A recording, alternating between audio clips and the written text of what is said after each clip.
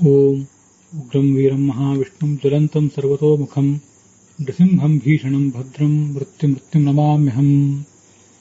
ವಿಷ್ಣುಪತ್ನಿ ಮಹಾಮಾಯೇ ಮಹಾಪುರುಷರಕ್ಷಣೆ ಪ್ರಿಯೇ ಥಾಮೇ ಮಹಾಭಾಗೇ ಲೋಕಮಾತರ ನಮೋಸ್ತುತೆ. ರಥದ್ವಾದ್ಭಾತ್ಮಕೆ ವಿಷ್ಣಾವಥ ವಾಪಿ ಜಗದ್ಭೃತೇಃ ಭರತೋ ವಾಯುರುದ್ದಿಷ್ಟಃ ಭಾರತೀ ತತ್ಸರಸ್ವತಿ. ಯಥೇಶ್ವರಶ್ಚ ಜೀವಶ್ಚ ಸತ್ಯಭೇದೌ ಪರಸ್ಪರಂ ತೇನ ಸತ್ಯೇನ ಮಾಂ ದೇವಾಃ ತ್ರಾಯಂತು ಸಹ ಕೇಶವಾಃ. ಶ್ರೀ ಗುರುಭ್ಯೋ ನಮಃ. ಅನುಶಾಸನ ಪರ್ವದ ಆಶ್ವಮೇಧಿಕ ಪರ್ವದ ಏನು ಕಥೆ ವರ್ಣಿತ ಆಗಿದೆ. ಮಹಾಭಾರತದ ಆ ಕಥೆಯನ್ನು ನೋಡುವುದಕ್ಕಿಂತ ಮೊದಲು ತಾತ್ಪರ್ಯ ನಿರ್ಣಯದಲ್ಲಿ 30ನೇ ಅಧ್ಯಾಯದಲ್ಲಿ ಬಂದಿರುವಂತಹ ಕಥೆಯನ್ನು ನೋಡ್ತಾ ಇದ್ದೀವಿ. ಅಲ್ಲಿ 23 ಶ್ಲೋಕಗಳು ಕಳೆದ ದಿವಸ ಮುಕ್ತಾಯ ಕಂಡಿವೆ. 24ನೇ ಶ್ಲೋಕದಿಂದ ಆರಂಭಿಸಿ ಮುಂದಿನ ಭಾಗವನ್ನು ತಾತ್ಪರ್ಯ ನಿರ್ಣಯಕ್ಕನುಸಾರವಾಗಿ ನೋಡಬೇಕು. ವ್ಯಾಸ ಮತ್ತು ಕೃಷ್ಣ ಎಂಬ 2 ರೂಪಗಳಿಂದ ಈ ಭಗವಂತ ಪಾಂಡವರನ್ನ ಈ ಭೂಮಿಯಲ್ಲಿ ರಾಜರನ್ನಾಗಿ ಪ್ರತಿಷ್ಠಾಪಿಸಿದ. ಅವರು ರಾಜ್ಯವನ್ನು ಆಳುತ್ತಿದ್ದಾಗ ಅಲ್ಲಿ ಯಾರೂ ಕೂಡ ರೋಗಿ ಇರಲಿಲ್ಲ. ಅಕ್ರಮದಿಂದ ಮರಣ ಹೊಂದುವಂಥವ್ರು ಯಾರೂ ಇರಲಿಲ್ಲ. ನಚ ಅಕ್ರಮಾನ್ ಮೃತ್ಯುರಭೂತ್. ದೊಡ್ಡವರು ಮೊದಲು ಮರಣ ಹೊಂದುವುದು, ಸಣ್ಣವರು ಆಮೇಲೆ ಮರಣ ಹೊಂದುವುದು. ಯಾರಿಗೆ ವಯಸ್ಸು ಹೆಚ್ಚಾಗಿದೆಯೋ ಅವರು ಮೊದಲು ಮರಣ ಹೊಂದುವುದು, ಅವ್ರ ಬಳಿಕ ಹುಟ್ಟಿದವರು ಆಮೇಲೆ ಮರಣ ಹೊಂದುವುದು ಕ್ರಮ. ಅದರಂತೆ ನಡೀತಾ ಇತ್ತು. ಹಿರಿಯರು ಇದ್ದಾಗಲೇ ಅವರ ಕಣ್ಣೆದುರಿಗೆ ಕಿರಿಯರು ಮರಣ ಹೊಂದುವುದೆಲ್ಲೂ ಕೂಡ ಇರಲಿಲ್ಲ. ನಾರಿಯರು ಯಾವತ್ತೂ ಕೂಡ ವಿಧವೆಯರಾಗ್ತಿರ್ಲಿಲ್ಲ, ಪುರುಷರು ಕೂಡ ವಿಧುರರು ಆಗ್ತಾ ಇರಲಿಲ್ಲ.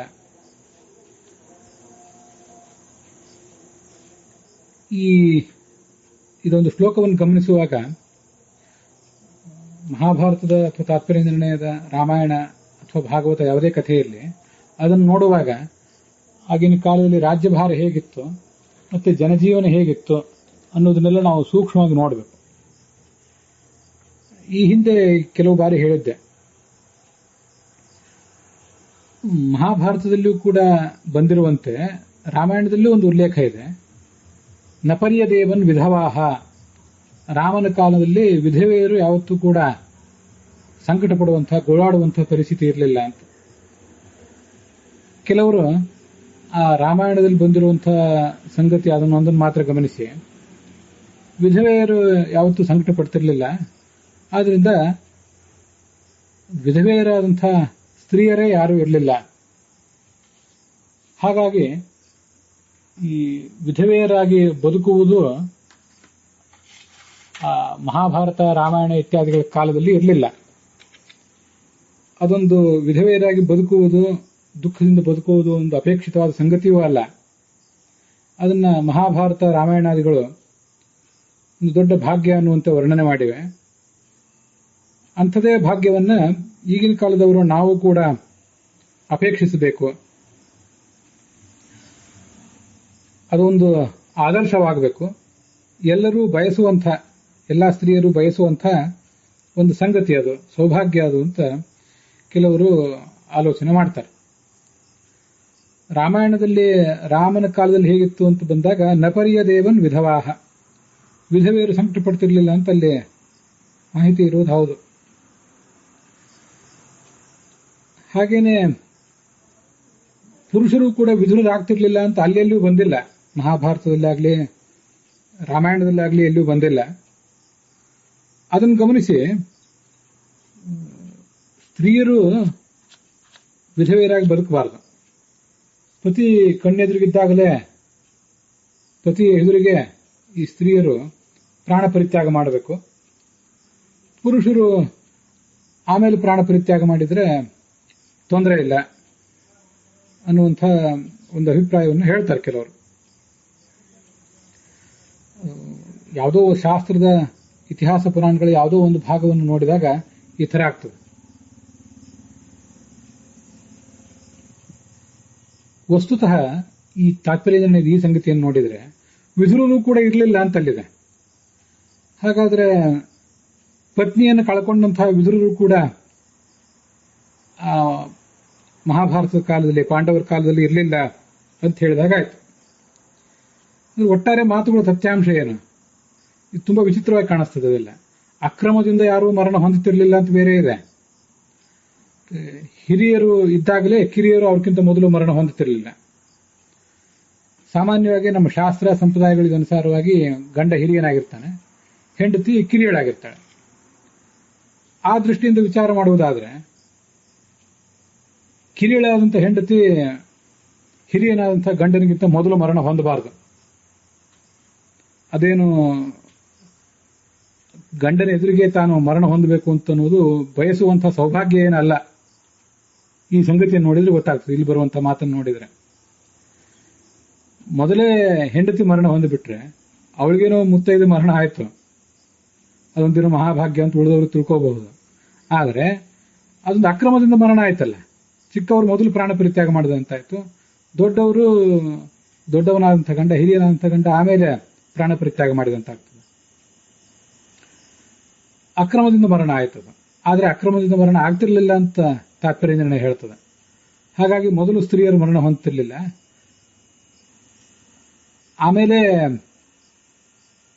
ಪುರುಷನ ನಂತರವೇ ಅವರು ಮರಣ ಹೊಂದುತ್ತಿದ್ರು ಅಂತ ಗೊತ್ತಾಗ್ತದೆ. ಕಿರಿಯರಾದ್ರಿಂದ ಅವರು ಪುರುಷನ ನಂತರ ಮರಣ ಹೊಂದಬೇಕು, ಹಿರಿಯನಾದ್ರಿಂದ ಗಂಡ ಮೊದಲು ಮರಣ ಹೊಂದಬೇಕು. ಅಕ್ರಮದಿಂದ ಮರಣ ಹೊಂದುತ್ತಿರಲಿಲ್ಲ, ಹಿರಿಯರು ಮೊದಲು ಕಿರಿಯರು ಆಮೇಲೆ ಪ್ರಾಣ ಪರಿತ್ಯಾಗ ಮಾಡ್ತಿದ್ರು ಅನ್ನುವುದನ್ನೇ ನಾವು ಗಮನದಲ್ಲಿಟ್ಕೊಂಡ್ರೆ ಗಂಡ ಮೊದಲು ಸಾಯ್ತಿದ್ದ, ಹೆಂಡತಿ ಆಮೇಲೆ ಸಾಯ್ತಿದ್ಲು ಅಂತ ಅರ್ಥ ಮಾಡಬೇಕಾಗ್ತದೆ. ಸರಿಯೇ. ಆವಾಗ ಹೆಂಡತಿ ವಿಧವೆ ಆದ್ಲಲ್ಲ. ನಾರಿ ವಿಧವೆ ಆಗುವುದು ಹೇಗೆ? ಹಾಗಾದ್ರೆ ಮುಂದಿನ ಮಾತಿನಲ್ಲಿ ನಾರಿ ವಿಧವೆ ಆಗ್ತಿರ್ಲಿಲ್ಲ ಅಂತ ಮಾತಿದೆ. ನಾರಿಯರು ಎಂದೂ ವಿಧವೆ ಆಗ್ತಿರ್ಲಿಲ್ಲ, ವಿಭರ್ತೃಕಾಹ ನ ನಾರ್ಯಃ ಅಂತಿದೆ. ಅಕ್ರಮದಿಂದ ಮರಣ ಹೊಂದುತ್ತಿರಲಿಲ್ಲ ಅನ್ನೋ ಈ ಸ್ಟೇಟ್ಮೆಂಟಿಗೂ ನಾರಿಯರು ವಿಧವೆ ಆಗ್ತಿರ್ಲಿಲ್ಲ ಅನ್ನೋ ಸ್ಟೇಟ್ಮೆಂಟಿಗೂ ಹೊಂದಾಣಿಕೆ ಹೇಗೆ? ಮತ್ತೆ ಸಮಸ್ಯೆ ಬರ್ತದೆ. ನಾರಿಯರು ಎಂದೂ ವಿಧವೆ ಆಗ್ತಿರ್ಲಿಲ್ಲ, ಅವರು ಸುಮಂಗಲಿಯರಾಗಿಯೇ ಮರಣ ಹೊಂದುತ್ತಿದ್ರು ಅಂತ ನಾವೇನಾದರೂ ಅರ್ಥ ಮಾಡಿಕೊಂಡ್ರೆ ಪುರುಷರು ವಿಧವರು ಆಗ್ತಿರ್ಲಿಲ್ಲ ಅನ್ನೋ ಮುಂದಿನ ಸ್ಟೇಟ್ಮೆಂಟಿಗೆ ಮತ್ತೆ ವಿರೋಧ. ಇದನ್ನೆಲ್ಲ ಹೊಂದಿಸುವುದು ಹೇಗೆ ಅಂತ ಕಾಣಿಸ್ತದೆ. ಅದಕ್ಕೆ ಅದೇನು ಅಷ್ಟು ದೊಡ್ಡ ವಿಷಯ ಅಲ್ಲ, ಅದಕ್ಕೊಂದಷ್ಟು ಸಾಮಾನ್ಯವಾದ ಅರ್ಥ ಇರ್ತದಷ್ಟೇ. ಅಕ್ರಮದಿಂದ ಮರಣ ಹೊಂದುತ್ತಿರಲಿಲ್ಲ ಅನ್ನೋದು ಮುಖ್ಯ. ಮೊದಲು ದೊಡ್ಡವರು ಮರಣ ಹೊಂದುತ್ತಿದ್ರು, ಚಿಕ್ಕವರು ಆಮೇಲೆ ಮರಣ ಹೊಂದುತ್ತಿದ್ರು. ತಂದೆ ಮೊದಲು, ಮಗ ಆಮೇಲೆ, ಮೊಮ್ಮಗ ಆ ಬಳಿಕ, ಹೀಗರ್ಥ. ಅದರಂತೆ ಗಂಡ ಹಿರಿಯನಾದ್ರಿಂದ ಅವನು ಮೊದಲು ಮರಣ ಹೊಂದಬೇಕು, ಕಿರಿಯಳಾದ್ರಿಂದ ಹೆಂಡತಿ ಆಮೇಲೆ ಮರಣ ಹೊಂದಬೇಕು. ಅವಳಿಗೆ ವೈಧವ್ಯ ಬಂತಲ್ಲ ಅಂದ್ರೆ, ವೈಧವ್ಯ ಅಕಾಲದಲ್ಲಿ ಬರ್ತಿರ್ಲಿಲ್ಲ, ದೀರ್ಘಕಾಲದ ಜೀವನ ನಡೆಸ್ತಾ ಇದ್ರು ಎಲ್ಲರೂ ಕೂಡ. ತೀರಾ ಸಣ್ಣ ವಯಸ್ಸಿನಲ್ಲಿ ಯಾರಿಗೂ ವೈಧವ್ಯ ಬರ್ತಿರ್ಲಿಲ್ಲ, ತೀರಾ ಸಣ್ಣ ವಯಸ್ಸಿನಲ್ಲಿ ಯಾರಿಗೂ ವಿಧುರತ್ವವೂ ಬರ್ತಿರ್ಲಿಲ್ಲ ಅಂತ ಅರ್ಥ ಅಷ್ಟೇ. ಅದಕ್ಕೆ ಯಾರಿಗೂ ವಿಧುರವೇ ಇರ್ತಿರ್ಲಿಲ್ಲ ಅಂತ ಅರ್ಥ ಅಲ್ಲ, ಯಾರೂ ವಿಧವೆಯರೇ ಇರ್ತಿರ್ಲಿಲ್ಲ ಅಂತ ಅರ್ಥ ಅಲ್ಲ. ಯಾವುದಾದ್ರೂ ಒಂದು ಕಾಲದಲ್ಲಿ ಹೆಂಡತಿಯನ್ನ ಗಂಡನು ಕೂಡ ಕಳ್ಕೊಳ್ಳುವಂತ ಪ್ರಸಂಗನೂ ಅಪರೂಪಕ್ಕೆ ಬರ್ತಿರಬಹುದು. ಸಾಮಾನ್ಯವಾಗಿ ದೊಡ್ಡವರೇ ಮೊದಲು ಸಾಯ್ತಿದ್ರು, ಸಣ್ಣವರು ಆಮೇಲೆ ಸಾಯ್ತಿದ್ರು. ಗಂಡ ಮೊದಲು ಸಾಯ್ತಿದ್ದ, ಹೆಂಡತಿ ವಿಧವೆ ಆಗ್ತಿದ್ಲು. ಆದರೆ ಅಕಾಲದಲ್ಲಿ ಇನ್ನೂ ಸಣ್ಣ ವಯಸ್ಸಿನಲ್ಲಿ ವಿಧವೆ ಆಗ್ತಿರ್ಲಿಲ್ಲ. ಮಕ್ಕಳು ಮೊಮ್ಮಕ್ಕಳನ್ನೆಲ್ಲವನ್ನು ಕಂಡು ಜೀವನದ ಕೊನೆಕಾಲದಲ್ಲಿ ವಿಧವೆಯರಾಗ್ತಿದ್ರು ಅಂತ ಅಷ್ಟೇ ಅರ್ಥ. ಅದಕ್ಕಿಂತ ಹೆಚ್ಚಿನ ಅರ್ಥವನ್ನೇನು ಅದಕ್ಕೆ ಮಾಡಬೇಕಾಗಿಲ್ಲ. ಈ ಮಾತುಗಳನ್ನೆಲ್ಲ ನಾವು ಗಮನಿಸಬೇಕು. ಹೀಗೆ ಎರಡೂ ಥರದನ್ನ ಶಾಸ್ತ್ರದಲ್ಲಿ ಹೇಳಿದ್ದಾರೆ. ಅದ್ಯಾವುದು ಯಾರು ಮೊದಲು ಸಾಯುವುದು ಆಮೇಲೆ ಸಾಯುವುದು ದೊಡ್ಡ ಭಾಗ್ಯದ ಸಂಗತಿಯೂ ಅಲ್ಲ, ಏನೂ ಅಲ್ಲ. ಶಬ್ದಾದೇಶ್ಚಾಸ ಆಸುಹು ಅತೀವ ಹೃದಯ. ಶಬ್ದ ಮೊದಲಾದ ಪ್ರಮಾಣಗಳು, ಶಬ್ದ ಸ್ಪರ್ಶ ಇವೆಲ್ಲ ಜೀವನಿಗೆ ಬೇಕಾದದ್ದು. ಮನುಷ್ಯನಿಗೆ ಎಲ್ಲವೂ ಅನುಕೂಲಕರವಾಗಿತ್ತು. ಇಂದ್ರ ಚೆನ್ನಾಗಿ ಮಳೆ ಕರೀತಿದ್ದ, ಪ್ರಜೆಗಳಿಗೆ ಯಾವುದೇ ತಾಪತ್ರಯ ಇರಲಿಲ್ಲ, ಭಗವಂತನನ್ನು ಆರಾಧನೆ ಮಾಡ್ತಾ ಇದ್ರು. ಭೂಮಿ, ಗೋವುಗಳು, ವೇದಗಳು ಸದಾ ಹಾಲು ಕೊಡ್ತಾ ಇದ್ವು. ಭೂಮಿ ಹಾಲು ಕೊಡುವುದು ಅಂದ್ರೆ ಧಾನ್ಯ ಇತ್ಯಾದಿ ರೂಪವಾದಂತಹ ಹಾಲು. ಗೋವುಗಳು ಹಾಲು ಕೊಡುವುದಂದ್ರೆ ಹಾಲನ್ನೇ. ವೇದಗಳು ಹಾಲು ಕೊಡುವುದಂದ್ರೆ ವೇದೋಕ್ತ ಕರ್ಮ ಮತ್ತು ಕರ್ಮದ ಫಲ ಮತ್ತೆ ತತ್ವಜ್ಞಾನ. ಅಂತಹ ತತ್ವಜ್ಞಾನವೆಂಬ ಫಲವನ್ನು ಕೊಡ್ತಾ ಇದ್ದವು ಅಂತ ಅರ್ಥ. ಕುವಿದ್ರೂ ಶುಣ್ಯಂತೀಭ್ಯ ಪುನಾನೋ ಗರ್ಭಮಾದತ್ ಆದಧತ್ ಯಾ ಶುಕ್ರಂ ದೂಹತೆ ಪಯಾಹ ಅಂತ ಸರಸ್ವತಿ ಮತ್ತೆ ಭಾರತೀಯ ಮೊದಲಾದ ವೇದಾಭಿಮಾನಿನಿ ದೇವತಾ ಸ್ತ್ರೀಯರು ಸುಖಕರವಾದ ಹಾಲನ್ನು ಕೊಡ್ತಾ ಇದ್ರು ಅಂತ ವೇದದಲ್ಲಿ ಒಂದು ವರ್ಣನೆ ಇದೆ. ಹಾಗೆ ವೇದಗಳು ಹಾಲು ಕೊಡುವುದು ಅಂದ್ರೆ ವೇದೋಕ್ತವಾದ ಕರ್ಮ ಮತ್ತೆ ಕರ್ಮದ ಫಲ ಮತ್ತು ತತ್ವಜ್ಞಾನ ಅಂತ ಅರ್ಥ.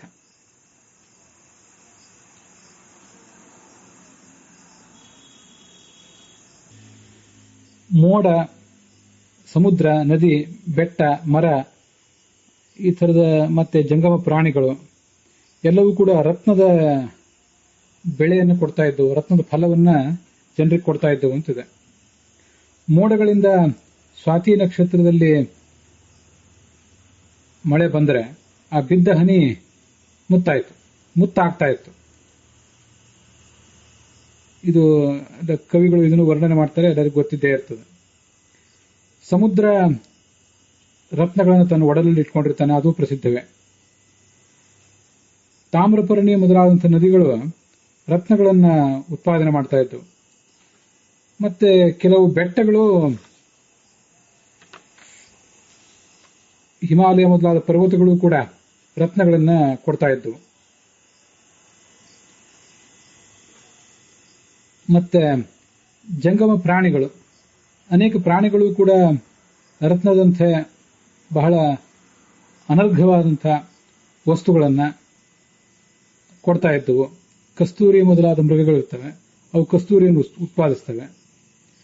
ಹಾವಿನ ಹೆಡೆಯಲ್ಲಿ ಮಣಿ ಇರ್ತದೆ ಅಂತ ಹೇಳ್ತಾರೆ, ಅವು ಮಣಿಯನ್ನು ಕೊಡ್ತವೆ ಅಂತ ಹೀಗೆಲ್ಲ ಅರ್ಥವನ್ನು ತಿಳ್ಕೊಳ್ಬಹುದು. ಒಂದೊಂದಕ್ಕೆ ಒಂದೊಂದು ರೀತಿ ವ್ಯಾಖ್ಯಾನ ಮಾಡಬಹುದು ಅಂತ ವ್ಯಾಖ್ಯಾನಕಾರರು ಹೇಳ್ತಾರೆ. ಅದರಲ್ಲಿ ಅಬ್ದೋ ಮೇಘ ಜಂಗಮಾ ಗಜಾದಯ ರತ್ನಂ ರತನಂ ಆನಂದ ತತ್ಪ್ರಸವಾ ಆನಂದವರ್ಷಿಣ ಇತ್ಯರ್ಥ. ಯಥಾಸಂಭವಂ ಅನರ್ಘರತ್ನ ಪ್ರಸವಾಶ್ಚ. ಈಗ ಇಲ್ಲಿ ಜಂಗಮ ಪ್ರಾಣಿಗಳು ಅಂದ್ರೆ ಆನಂದ, ಈ ಆನೆ ಮೊದಲಾದವುಗಳು ರತ್ನವನ್ನು ಕೊಡ್ತಾ ಇದ್ದವು ಅಂತಿದೆಯಲ್ಲ. ರತ್ನವನ್ನು ಕೊಡುವುದು ಅಂದ್ರೆ, ರತ್ನ ಅಂದ್ರೆ ನಿಶ್ಚಿತವಾಗಿಯೂ ರತ್ನ ಮುತ್ತು ಅಂತಾನೆ ಏನು ಅರ್ಥ ಮಾಡಬೇಕಾಗಿಲ್ಲ. ಅವೆಲ್ಲವೂ ಜನರಿಗೆ ಆನಂದವನ್ನು ಕೊಡ್ತಾ ಇದ್ದವು ಅಂತ ಅರ್ಥ. ಇದು ಗೋವಿಂದಾಚಾರ್ಯ ಟಿಪ್ಪಣಿಯಲ್ಲಿ ಕಂಡು ಬರ್ತದೆ. ಹಾಗೆ ಅರ್ಥ ಮಾಡುವುದೇ ಒಳ್ಳೆಯದು. ಸ್ವಾತಿ ನಕ್ಷತ್ರದಲ್ಲಿ ಮೋಡಗಳಿಂದ ಮಳೆ ಬಿದ್ದರೆ ಆ ಬಿದ್ದ ಹನಿ ಅದು ಮುತ್ತಾಗ್ತದೆ ಅಂತ ಏನು ಕವಿಗಳು ವರ್ಣನೆ ಮಾಡ್ತಾರೆ, ಅದೇನು ಅಂಥ ಕವಿಗಳ ಸಮಯ, ಕವಿಗಳು ವರ್ಣನೆ ಮಾಡುವುದು ಇಂಥದ್ದು ಬಹಳ ಇದೆ. ಅದಕ್ಕೇನು ಶಾಸ್ತ್ರದ ಆಧಾರ ಬೇರೆ ಕಡೆಯಲ್ಲಿ ನಾನು ನೋಡಿದ್ದು ನನಗೆ ನೆನಪಿಲ್ಲ.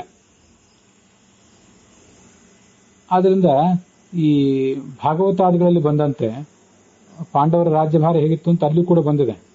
ಕಾಮಂ ವರ್ಷ ಪರ್ಜನ್ಯ, ಸರಿಯಾದ ಸಮಯಕ್ಕೆ ಮಳೆ ಬರ್ತಾ ಇತ್ತು, ಭೂಮಿ ಬೇಕಾದ್ದೆಲ್ಲವನ್ನು ಕೊಡ್ತಾ ಇತ್ತು.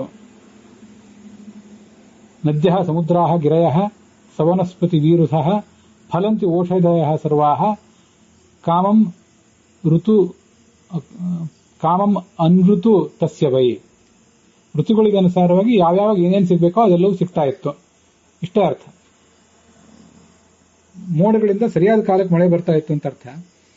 ಆ ಮಳೆ ಬಂದು ಅದರಿಂದ ಎಲ್ಲ ಸಾಮ್ರಾಜ್ಯದ ಪ್ರಜೆಗಳಿಗೂ ರೈತರಿಗೂ ಉಪಯೋಗ ಆಗ್ತಾ ಇತ್ತು, ಆನಂದ ಆಗ್ತಾ ಇತ್ತು. ಅದೇನು ಬಿದ್ದ ಮಳೆ ಹನಿ ಮುತ್ತಾಗ್ತಿತ್ತು ಅಂತ ಏನು ಅರ್ಥ ಮಾಡಬೇಕಾಗಿಲ್ಲ. ಸಮುದ್ರವೂ ಕೂಡ ಜನರಿಗೆ ಅನುಕೂಲಕರವಾಗಿತ್ತು, ರತ್ನಗಳು ಇರ್ತಿತ್ತು, ಅಲ್ಲಿ ಇದನ್ನು ಒಪ್ಪಬಹುದು. ಅನೇಕ ನದಿಗಳಲ್ಲಿಯೂ ಕೂಡ ರತ್ನಗಳು ಅಂದ್ರೆ ಶಾಲಗ್ರಾಮ ಮೊದಲಾದವುಗಳು ಸಿಕ್ಕೇ ಸಿಗ್ತವೆ, ಅದು ನಮ್ಗೆ ಗೊತ್ತಿದೆ. ಈ ಜಂಗಮ ಪ್ರಾಣಿಗಳು ಅಂದ್ರೆ ಈ ಕುದುರೆ, ಆನೆ ಮೊದಲಾದವುಗಳು ಅವು ಪ್ರಜೆಗಳಿಗೆ ಅನುಕೂಲಕರವಾಗಿದ್ದವು. ಎಷ್ಟೋ ಹಿಮಾಲಯ ಮೊದಲಾದ ಕಡೆ ವಾಸ್ತವಿಕವಾಗಿ ರತ್ನ ಸಿಗುವುದು ಹೌದು. ಆದ್ರಿಂದ ಸಮುದ್ರ, ಕೆಲವು ನದಿಗಳು, ಕೆಲವು ಬೆಟ್ಟ, ಅಲ್ಲಿ ರತ್ನ ಸಿಗ್ತದೆ ಅಂತ ಒಪ್ಪಬಹುದು. ಮತ್ತೆ ಈ ಮೋಡಗಳಿಂದ ಬಿದ್ದ ಹನಿ ಅದು ಮುತ್ತಾಗ್ತದೆ. ಆನೆಗಳ ಗಂಡಸ್ಥಳದಲ್ಲಿ ಏನೋ ಒಂದು ರಸ ಸ್ರವಿಸ್ತದೆ, ಅದು ಮುತ್ತಾಗ್ತದೆ ಅಂತ ಹೀಗೆಲ್ಲ ಏನು ಅರ್ಥ ಮಾಡ್ಕೋಬೇಕಾಗಿಲ್ಲ. ಕೆಲವರು ಆ ಥರ ಎಲ್ಲ ಅರ್ಥ ಮಾಡ್ತಾರೆ ಬೇರೆ ಬೇರೆ ಕಡೆನೂ, ಅದೇನು ಅನಗತ್ಯ.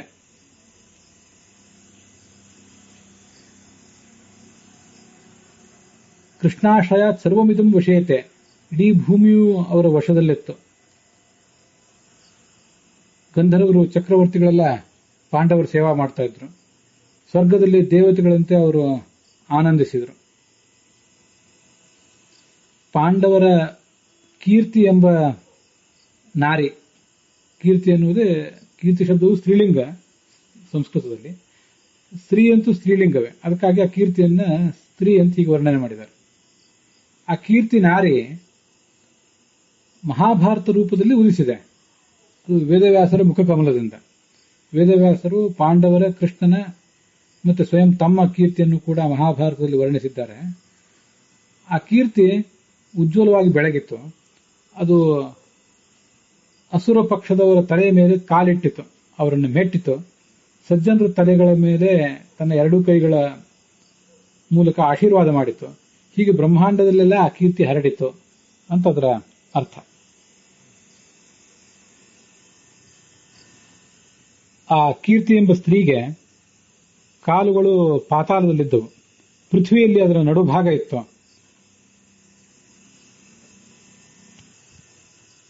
ಪೃಥ್ವಿಯಲ್ಲಿ ಅದರ ಹಿಂಭಾಗ ಇತ್ತು, ಪೃಷ್ಠಭಾಗ ಆ ಕೀರ್ತಿ ಎಂಬ ಸ್ತ್ರೀದು. ಮತ್ತು ಆಕಾಶದಲ್ಲಿ ಅವಳ ನಡುಭಾಗ ಇತ್ತು. ದಿಕ್ಕುಗಳಲ್ಲೆಲ್ಲ ಅವಳ ಕೈಗಳಿದ್ದವು. ಗ್ರಹ, ನಕ್ಷತ್ರ ಇವೆಲ್ಲವೂ ಕೂಡ ಅವಳ ಆಭರಣಗಳು. ಗೃಹ ವೃಕ್ಷ ತಾರಾ ಆಭರಣಾದಿ ಆಭರಣ ದ್ಯುವಕ್ಷಸಂ. ದ್ಯುಲೋಕದಲ್ಲಿ ಅವಳ ಎದೆ ಇತ್ತು, ಬ್ರಹ್ಮಲೋಕದಲ್ಲಿ ಅವಳ ಮುಖ ಇತ್ತು. ಅಶ್ವಿನಿ, ಭರಣಿ ಮೊದಲಾದ 27 ಏನಿವೆ ಅವುಗಳಿಗೆ ನಕ್ಷತ್ರ ಅಂತ ಹೇಳ್ತಾರೆ ಸಾಮಾನ್ಯವಾಗಿ. ತಾರ ಅಂದ್ರೆ ಉಳಿದದೆಷ್ಟೋ ಬೇರೆ ಬೇರೆ ಸ್ಟಾರ್ಸ್, ಅಸಂಖ್ಯ ನಕ್ಷತ್ರಗಳಿವೆ, ಅವುಗಳೆಲ್ಲದಕ್ಕೂ ಕೂಡ ತಾರ ಅಂತ ಹೇಳ್ತಾರೆ. 27ಕ್ಕೆ ಅವು ಉಳಿದ ನಕ್ಷತ್ರಗಳಲ್ಲಿ ಶ್ರೇಷ್ಠ ಆದ್ರಿಂದ ಅವುಗಳಿಗೆ ನಕ್ಷತ್ರ ಅಂತ ಹೇಳ್ತಾರೆ ಅಂತ ಬೇರೆ ಕಡೆ ಒಂದ್ ಕಡೆ ಉಲ್ಲೇಖ ಇದೆ.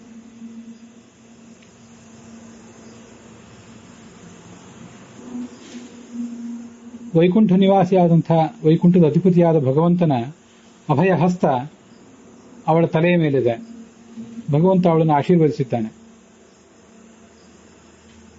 ಎಲ್ಲಾ ಲೋಕದ ಜನರು ಕೂಡ ದ್ರೌಪದಿಯನ್ನು ನೋಡಿ ಹೇಗೆ ಆನಂದ ಪಟ್ಟರು, ಮತ್ತೆ ಅವಳ ದರ್ಶನದಿಂದಲೇ ಪವಿತ್ರರಾದರು, ಅದರಂತೆ ಪಾಂಡವರ ಕೀರ್ತಿ ಎಂಬ ನಾರಿ, ಆ ನಾರಿಯೇ ಈ ಭಾರತದ ರೂಪದಲ್ಲಿ ಇದ್ದಾಳೆ.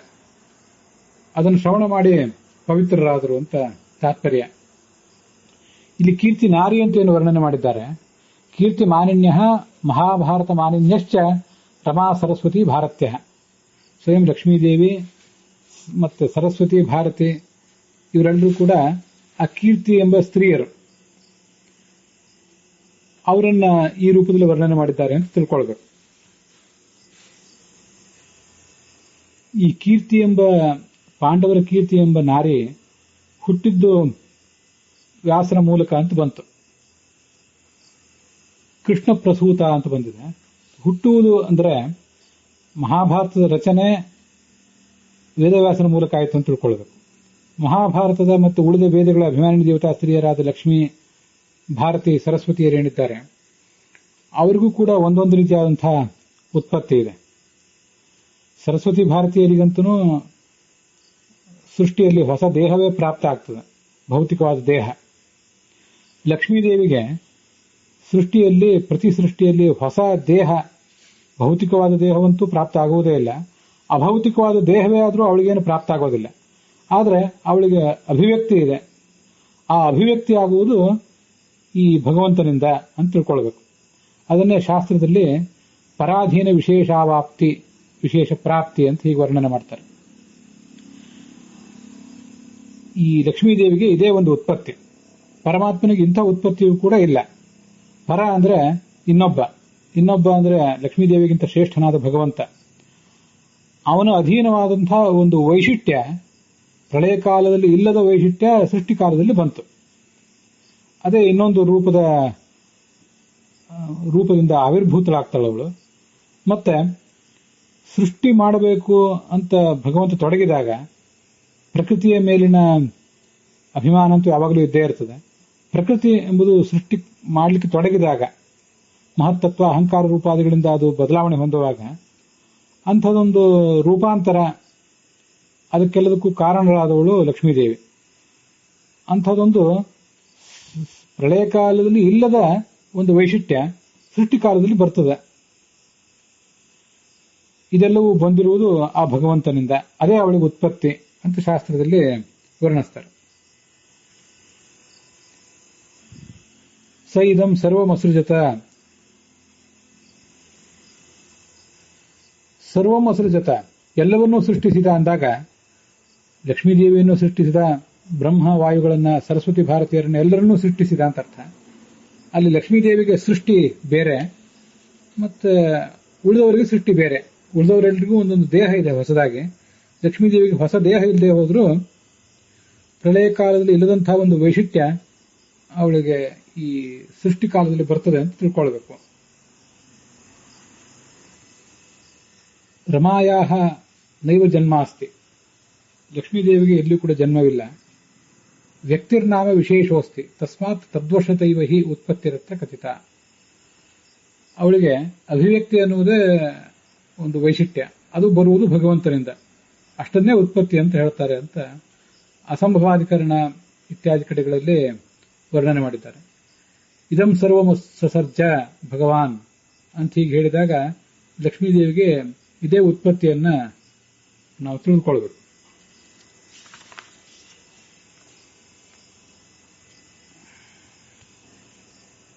ಹೀಗೆ ಪಾಂಡವರ ರಾಜ್ಯಭಾರ ನಡೆದಿದ್ದಾಗ ಕಲಿ ಮತ್ತು ಬಲಿ ಅಂತ ಇಬ್ಬರು ದೈತ್ಯರು ರಾಷ್ಟ್ರದಲ್ಲಿ ಒಂದು ಬಾರಿ ಕ್ಷೋಭೆ ಮಾಡಿದರಂತೆ. ಪಾಂಡವರಿಗೆ ಅದ್ರ ಬಗ್ಗೆ ತಿಳಿದು ಬಂತು. ಕಲಿ ಅಂದ್ರಂತೂ ದುರ್ಯೋಧನನ ಮೂಲ ರೂಪ, ಅದೆಲ್ಲರಿಗೂ ಗೊತ್ತಿದ್ದೇ ಇದೆ. ಬಲಿ ಅಂದ್ರೆ ಪ್ರಹ್ಲಾದನ ಮಗನಾದಂತಹ ಬಲಿಚಕ್ರವರ್ತಿ ಅಲ್ಲ, ಆ ಬಲಿಯನ್ನು ಇಲ್ಲಿ ಹೇಳಲಿಲ್ಲ.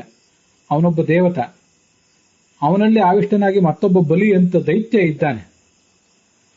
ಅವನೇ ಸಾಲ್ವನಾಗಿ ಹುಟ್ಟಿದ್ದ. ಅವನ ಇನ್ನೊಂದು ಅಂಶವೇ ಈ ಬಲಿ ಅನ್ನೋದು. ಈ ಕಲಿ ಮತ್ತು ಬಲಿ ಇಬ್ರು ಕೂಡ ರಾಷ್ಟ್ರದಲ್ಲಿ ಕ್ಷೋಭೆ ಮಾಡಿದರು ಅಂತ ತಿಳ್ಕೊಳ್ಬೇಕು. ಧರ್ಮರಾಜ ಮತ್ತು ಕೃಷ್ಣ ಇಬ್ರು ಕೂಡ ಭೀಮನಿಗೆ ಆದೇಶಿಸಿದರು. ಭೀಮ ಅವರಿಬ್ಬರನ್ನ ಸೋಲಿಸಿ ಧರ್ಮರಾಜನ ಮುಂದೆ ತಂದು ನಿಲ್ಲಿಸಿದ. ಸಮಾನಯತ್ ಕೃಷ್ಣ ನೃಪೇಂದ್ರಯೋ ಪುರಃ. ಕೃಷ್ಣ ಮತ್ತು ಧರ್ಮರಾಜ ಇಬ್ರು ಕೂಡ ಅಲ್ಲಿದ್ದರು. ಆಗ ಯುಧಿಷ್ಠಿರ ಕಲಿಯನ್ನು ಹೀಗೆ ಕೇಳಿದ, ದುರ್ಬುದ್ಧಿಯವನೇ, ನಮ್ಮ ರಾಷ್ಟ್ರವನ್ನು ಯಾಕೆ ಪ್ರಕ್ಷುಬ್ಧ ಮಾಡ್ತಾ ಇದ್ದಿ ಅಂತ. ಆಗ ಕಲಿ ಹೇಳಿದ, ದುರ್ಯೋಧನ ಯಾವಾಗ ಭೂಮಿ ಮೇಲೆ ಬಿದ್ದ, ಅಂದ್ರೆ ಮರಣ ಹೊಂದಿದ, ಅಲ್ಲಿಂದ ಮುಂದೆ ಇದು ನನ್ನ ಕಾಲ. ನನ್ನ ಕಾಲದಲ್ಲಿ ಹೇಗೆ ವರ್ತನೆ ಮಾಡಬೇಕು ಹಾಗೆ ನಾನು ಮಾಡ್ತಾ ಇದ್ದೇನೆ. ಹಿಂದೆ ಕೂಡ ಈ ಮಾತು ಬಂದಿತ್ತು, ಸಮಾರಬ್ಧಂ ಕಲಿಯುಗಂ ಯದಾ ದುರ್ಯೋಧನ ಅಪತತ ಅಂತ.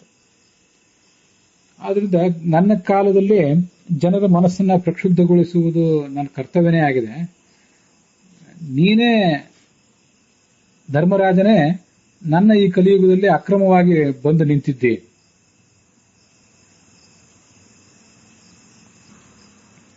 ನೀನು ಧರ್ಮವನ್ನು ಎಲ್ಲ ಕಡೆ ಸ್ಥಾಪನೆ ಮಾಡ್ಲಿಕ್ಕೆ ಹೊರಟಿದ್ದಿ. ನೀನು ಸ್ಥಾಪನೆ ಮಾಡಿದಂತಹ ಧರ್ಮವನ್ನು ಕಿತ್ತೊಗೆದು ಮತ್ತೆ ವಿಪ್ಲವ ಮಾಡಲಿಕ್ಕಾಗಿ, ಕ್ಷೋಭೆಯನ್ನು ಉಂಟು ಮಾಡಲಿಕ್ಕಾಗಿ ನಾನು ಪ್ರಯತ್ನ ಮಾಡ್ತಿದ್ದೇನೆ ಅಂತ ಕಲಿ ಹೇಳಿದ.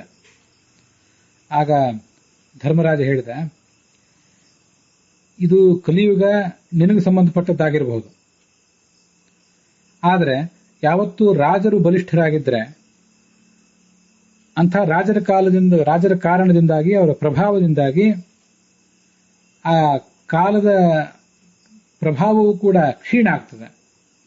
ಆದ್ರಿಂದ ನಿನಗೆ ರಾಜ್ಯಾಶಾತೆ ಕುತಸ್ತದ, ಈ ಕಲಿಯುಗದಲ್ಲಿ ಪಾರುಪತ್ಯ ಮಾಡುವಂತಹ ಆಸೆ ನಿನಗೆಲ್ಲಿಂದ ಸಾಧ್ಯ?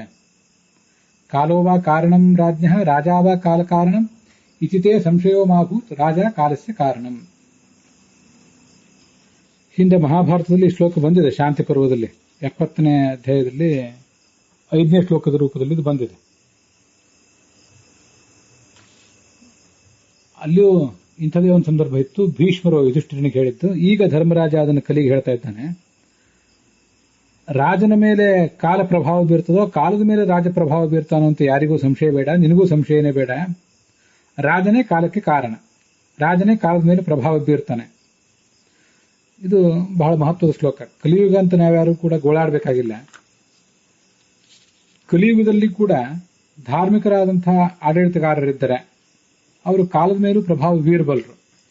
ವಿಶೇಷತಃ ಈಗ ಪ್ರಜಾರಾಜ್ಯ ಆದ್ರಿಂದ ಪ್ರಜೆಗಳು ಧಾರ್ಮಿಕರಾಗಿದ್ದರೆ ಅವರನ್ನು ಆಳುವಂತಹ ರಾಜರು ಕೂಡ, ಅವರಿಂದಲೇ ಚುನಾಯಿತರಾದಂತಹ ರಾಜರು ಕೂಡ ಧಾರ್ಮಿಕರಾಗಲಿಕ್ಕೆ ಸಾಧ್ಯ.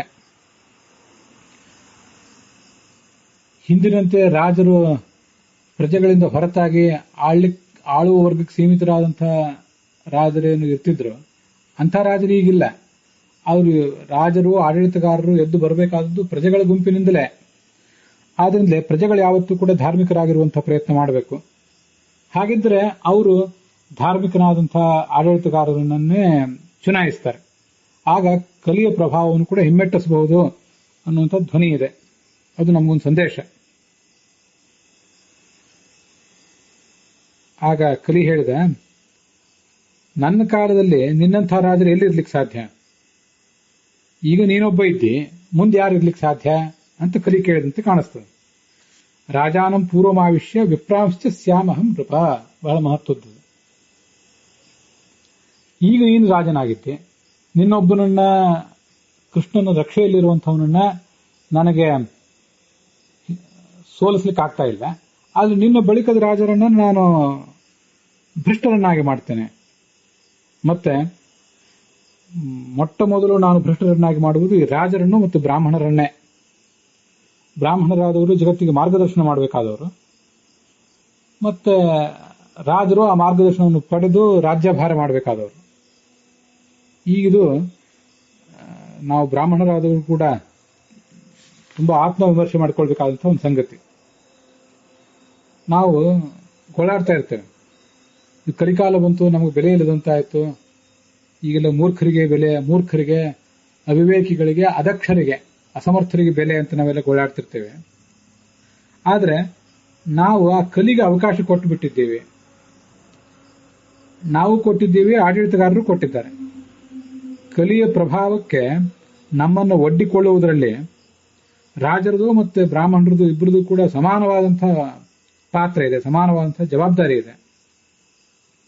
ಮತ್ತೆ ಹಿಂದಿನ ಮಾತು ಬಂದಂತೆ ಕಾಲೋವಾ ಕಾರಣಂ ರಾಜ್ಞ ಅಂತ ಬಂತಲ್ಲ, ಇತಿತೇ ಸಂಶಯೋ ಮಾಭೂತ್ ರಾಜ ಕಾಲಸ್ಯ ಕಾರಣಂ ಅಂತ. ರಾಜನೇ ಕಾಲಕ್ಕೆ ಕಾರಣ ಅಂತ. ರಾಜನೇ ಕಾಲದ ಮೇಲೆ ಪ್ರಭಾವ ಬೀರಬಲ್ಲವನು ಅಂತಾದ್ರೆ ಬ್ರಾಹ್ಮಣನು ಕೂಡ ಕಾಲದ ಮೇಲೆ ಖಂಡಿತವಾಗಿಯೂ ಪ್ರಭಾವ ಬೀರ್ತಾನೆ. ಯಾಕೆಂದ್ರೆ ಬ್ರಾಹ್ಮಣನ ಉಪದೇಶವನ್ನು ಪಡ್ಕೊಂಡೇ ರಾಜನಾದವನು ಆ ಕಲಿಯ ಪ್ರಭಾವವನ್ನು ಹಿಮ್ಮೆಟ್ಟಿಸಬಲ್ಲ ಅಂತ ಅದರ ತಾತ್ಪರ್ಯ. ಆದ್ರಿಂದ ಈಗ ಕೇವಲ ಕಲಿಕಾಲ ಹೀಗಿದೆ ಅಂತ ಗೋಳಾಡುವುದರ ಬದಲು, ನಮ್ಮ ದೋಷಗಳನ್ನೆಲ್ಲ ಬೇರೆಯವರ ತಲೆಯ ಮೇಲೆ ಎತ್ತಿ ಹಾಕುವ ಬದಲು, ನಾವು ನಮ್ಮ ಅವಿವೇಕದಿಂದ ಶಾಸ್ತ್ರಭ್ರಷ್ಟರಾಗಿ ಈ ಕಲಿಗೆ ಅವಕಾಶ ಮಾಡಿಕೊಟ್ಟಿದ್ದೇವೆ. ಆದರೆ ನಮ್ಮ ದೃಢ ನಿರ್ಧಾರ ಇದ್ರೆ, ಅದಕ್ಕಿಂತ ಮೊದಲು ಭಗವಂತನ ಒಂದು ಪೂರ್ಣಾನುಗ್ರಹ ನಮ್ಮ ಮೇಲಿದ್ರೆ, ಆವಾಗ ಈ ಬ್ರಾಹ್ಮಣರಾಗಲಿ ಆಡಳಿತಗಾರರಾಗಲಿ ಆ ಕಲಿಗೆ ಅವಕಾಶ ಇಲ್ಲದಂತೆ ಮಾಡ್ಲಿಕ್ಕೆ ಸಾಧ್ಯ ಇದೆ ಅಂಥದ್ದೊಂದು ಆಶಾಕಿರಣ ಯಾವತ್ತೂ ಕೂಡ ಇದೆ ಅನ್ನುವುದು ಈ 37 ಮತ್ತು 38ನೇ ಶ್ಲೋಕದಲ್ಲಿ ಕಾಣಿಸ್ತದೆ. ಹಾಗೆ ನಾವು ಇದ್ದದ್ದಾದ್ರೆ ಈ ಕಲಿಕಾಲವನ್ನು ಕೂಡ ನಾವು ಕೃತಯುಗವನ್ನಾಗಿ ಮಾಡಬಹುದು. ಕಲಿ ಹೇಳ್ತಾನೆ, ಕೃಷ್ಣನ ಸಹಾಯ ಇದ್ದವರಾದ್ರಿಂದ ನಿಮ್ಮ ವಿಷಯದಲ್ಲಿ ನನಗೇನು ಮಾಡ್ಲಿಕ್ಕೆ ಆಗಲಿಲ್ಲ. ಆದರೆ ನಿಮ್ಮರನ್ನು ಹೊರತುಪಡಿಸಿದರೆ